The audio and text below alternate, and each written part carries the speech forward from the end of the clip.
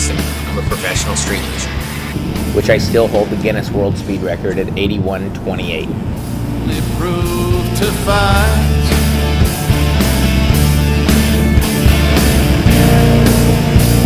You only die to be free. So after the gear and what you know and your knowledge of the sport, this is where the guts do kick in. It's all about qualifying. And when you get to a hill in the morning, you got a practice run, maybe 2 practice runs, and you got to lay down a qualifying run. And I don't want to qualify bad, because that means in the first race, I'm up against the best guy. I want to qualify best, so I'm against the worst guy, so I can work my way down the pyramid. So the key is know the hill, show a little bit of guts, and qualify good. So now the dark side of street luge. What a lot of people think about, and the main reason either people don't do it or they leave pretty quickly once they get scared. I've had a long list of friends that were hurt. Anywhere from broken bones to broken both legs, blown out their hips, broke their back, paralyzation, and death. And the list is actually pretty big. I mean, we obviously think about it every time we go out, and there's the downside.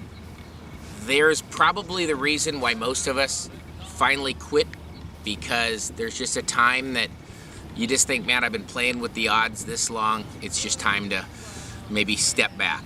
You know, I mean, my luck, I don't want my luck to run out. But what's crazy is, I've lost more of my friends from suicide in street luging than going off a cliff. I think what happened was the X Games and all that, it brings a sense of money and fame, and a lot of the young guys can't handle it. And when the sport starts to die out, or all of that popularity and patting on the back is gone, they get this crazy feeling and unbelievable. I mean, I can't tell you how many guys have blown their brains out and hung themselves in motels, and I mean, that list is pretty long, and it's pretty unbelievable. These are 25-year-old guys that were, you know, that were stars, and all of a sudden, you know, they got little kids, and they just get married, and they're killing themselves. Do I want my kids to do the X Games?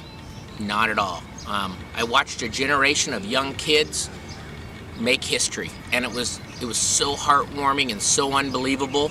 But I also watched a generation of kids pushing the envelope until it eventually took their life. And watching this and nurturing this with my own children, that's probably why my children were swimmers and cheerleaders, and you know, my son's one of the best gymnasts in the world. And I'm still a guy that conventional sports are where it's at. It's not worth a kid losing his life to be able to do a triple back on a snowmobile. I mean, it's insane. I mean, okay, a trained stuntman that's going to get paid a lot of money, and he's going to sign his life away for that risk. You know, we all do it for the movies, but you know what? That's our job.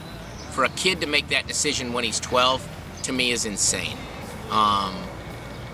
You know, all these sports should have more parental involvement than they have, because these guys just, you know, you got 12 and 14-year-old kids pushing the limits to try and get into the X Games, and I see it because I'm in that world, and you have no idea the risks these guys are taking. Is it worth it? Not a bit.